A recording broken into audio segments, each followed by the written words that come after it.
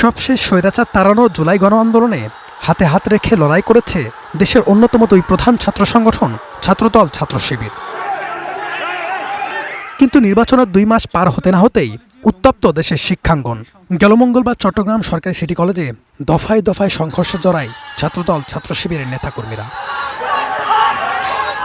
বৃহস্পতিবার পাবনায় সংঘর্ষে জড়ায় দুই ছাত্র সংগঠন। সবশেষ ঢাকা বিশ্ববিদ্যালয়ে ডাকসু নেতা মোসাদ্দেক জুবাইর সহ সাংবাদিকদের উপর হামলার অভিযোগ ছাত্রদলের বিরুদ্ধে, যার জেরে ছাত্রদল ছাত্র শিবিরের সংঘাতে ফের উত্তপ্ত ক্যাম্পাস।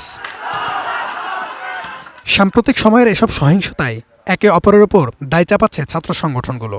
একপাক্ষিক হামলা দেখছি ছাত্রদলের পক্ষ থেকে, আমরা এটা বুঝতে পারি এবং সাধারণ শিক্ষার্থীরা এটা বুঝতে পারে।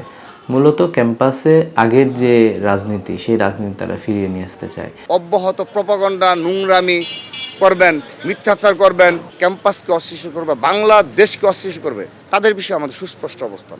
প্রশ্ন ছিল, ছাত্র সংগঠনগুলোর এমন দ্বন্দ্ব ক্যাম্পাসগুলোতে নিষিদ্ধ ছাত্রলীগ ফেরার সুযোগ করে দিচ্ছে কিনা।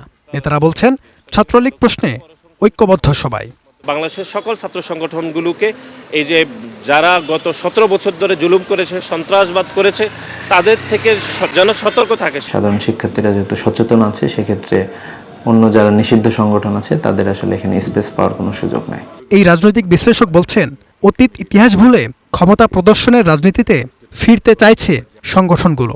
শক্তি প্রয়োগের রাজনীতি থেকে বের হওয়ার পরামর্শ তার।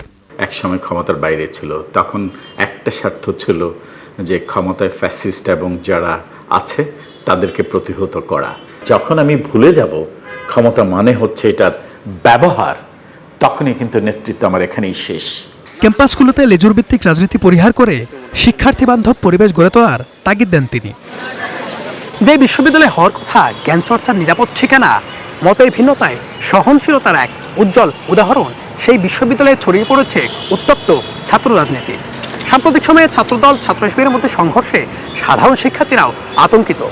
বিশ্লেষকরা বলছেন, সেই সংঘাতময় পরিস্থিতি এড়াতে শিক্ষার্থীদের শিক্ষার্থী বান্ধব রাজনীতি করতে হবে। HM Imran, star news, Dhaka.